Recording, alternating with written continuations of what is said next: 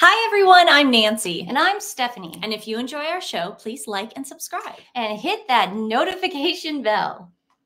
You did something different, and I love it. We're also on Instagram at TWiN, and you can also find us on Twitter X. Today, I want to talk about that Forbes article that came out. Yes. I guess people are leaving Archwell Productions. This happens to be Productions, but people have left the actual entity that is Archwell or whatever it is. Production company. They're leaving it like rats leaving a sinking ship. And this has been consistent for about 5 years, I want to say. Their turnaround is really bad. Their turnaround is worse than Kamala Harris' office. And if anybody gets that, they know what I'm talking about. Kamala Harris cannot keep employees for very long. It's like Sonia Morgan with her interns. People will get that. Is that Real Housewives? Yes. Okay. See, I'm more into politics. No, I know. That's why. No, that's good. No, I'm sure there are people that are going to get that reference. Yeah.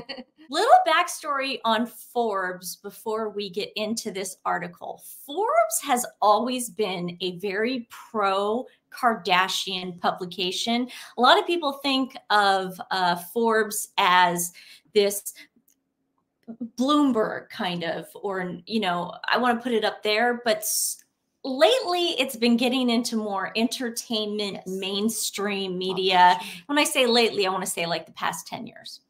I feel like they started when they put Bethany Frankel on the cover. Oh, for Skinny Girl Martinis. Well, and there was a lot of controversy because they were saying, she's not a billionaire on paper. Like, you know, it's like, what are you talking about? They embellished it.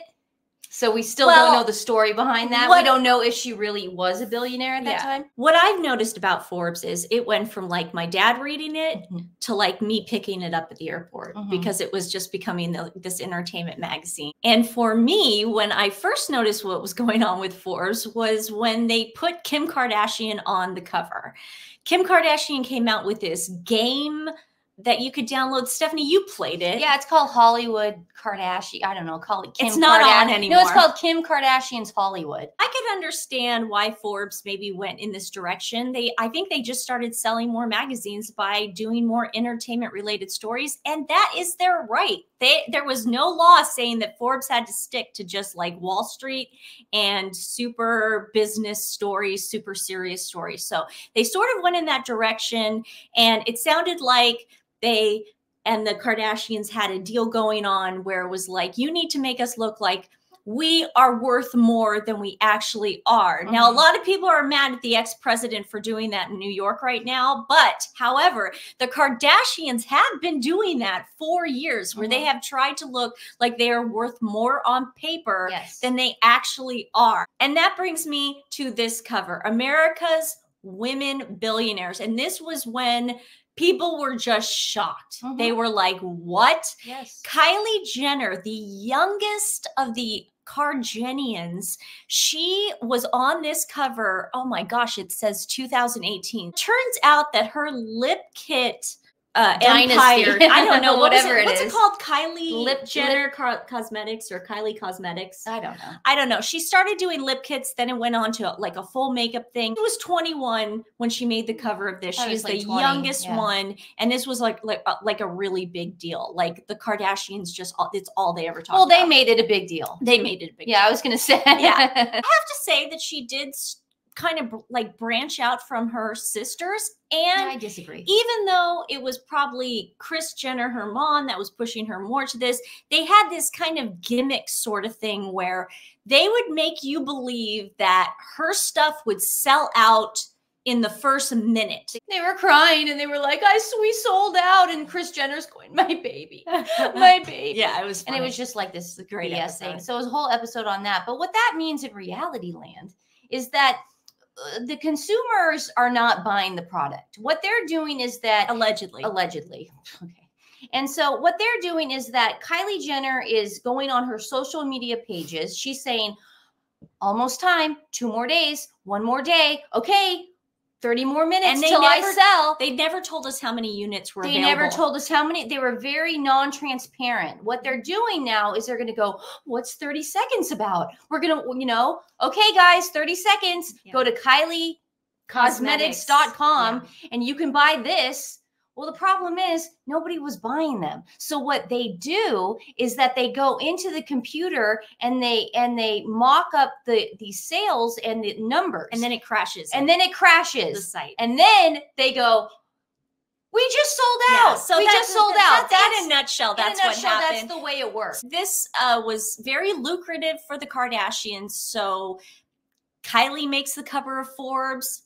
Not long after Kylie, you got Kanye making the cover of Forbes. He makes more sense though, because he really, you got to think about it from a music stance. He wrote his own music. Well, he went from music to the fashion world. And that was the first time anyone had ever done that, where he was just making bank for Adidas. I'm just saying he makes more sense than coming up with some, you know, lip kit cosmetic thing that never worked. Like I said, they started becoming more of an entertainment magazine. And then Kylie Jenner pops up, because Kylie Jenner decided that she was going to be Mexican for the day and go make a commercial in Mexico and pretend that she was harvesting, what do they make? Agave plants. Yeah, agave plants. And she braided her hair and she rode a horse.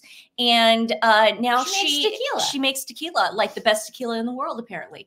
So if you got, all we're doing right now is we're establishing that the Kardashians have a hand in Forbes, which means wherever the Kardashians are is Ari Emanuel, WME. And in Forbes' defense, I just want to say before we proceed, in Forbes' defense, magazines were dying at that time. Yeah. They had to do it. Yeah. They had to save some employees. They had to, you know, it's called money, guys. It's what makes the world go around. If Ari Emanuel is going to bring our business back, all right. Yeah. So we'll put the Kardashians on. I mean, you got to do what you got to do in tough times. And they Magazines were dying. And they did a good job. And I applaud the people that came up with this silly idea of having no one buys it now. I mean, I haven't bought it in a while, but I can tell you in 2018, when I was at an airport and I just want, you know, because I like to read nothing on planes because I'm terrified the plane's going to go down. Right. So, you know, I would buy a Forbes. Yeah. I would. Another thing that Forbes started doing was they would invite Kim to speak every year. This was consistent. I still think she does it. To speak at the Forbes Women's Summit, which they made up. She is such a businesswoman.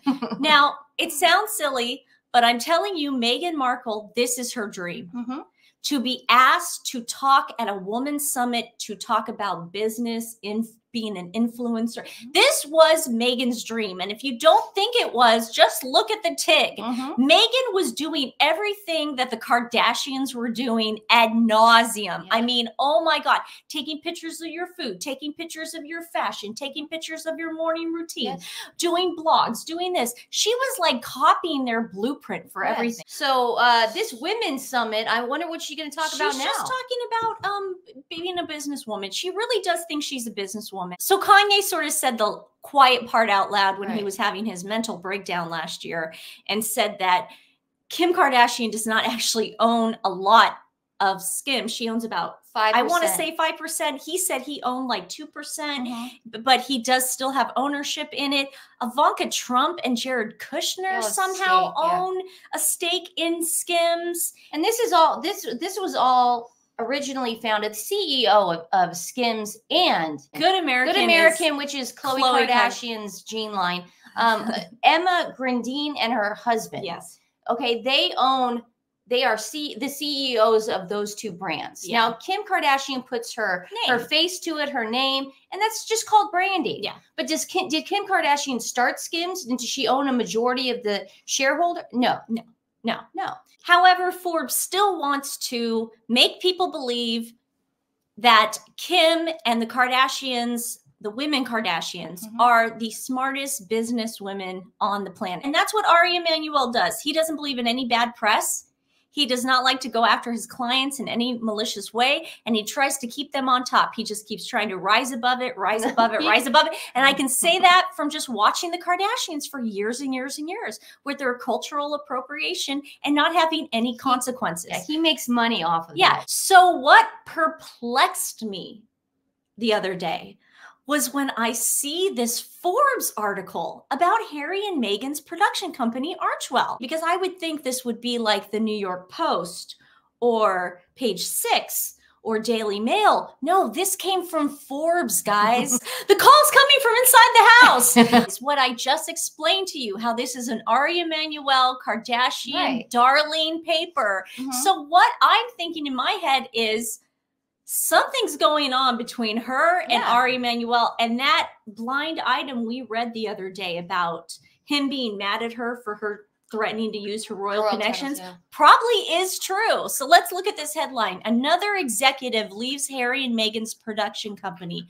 What we know. And they lay the whole thing out. Prince Harry and Meghan Markle's production company, Archwell, lost another executive over the weekend, the latest in a series of high-profile departures for the X-Files brand. Bennett Levine, a production manager, now he's one of them, and they're going to list all the people that have left in the past two. Ben Browning, the Oscar-nominated producer.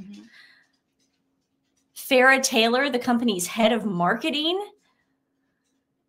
These are not the first executives to leave the company, and then they list all the other people. Now, you guys already know this. On top of the people who already left the Netflix documentary, the directors, the producers, all those people already left on top of this. So I just want to remind everyone of that. Yeah, and they're like, we're giving you guys full control of this. We don't want anything to do with this. Now, when people write a letter like that, I am giving you, or I'm relinquishing all my control. You are now involved in this. That's usually like, I don't want my hands on this.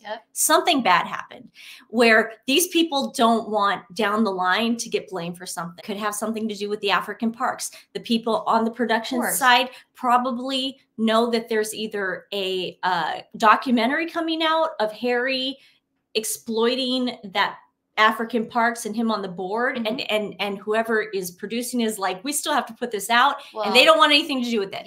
That could be the timing of this. We don't know.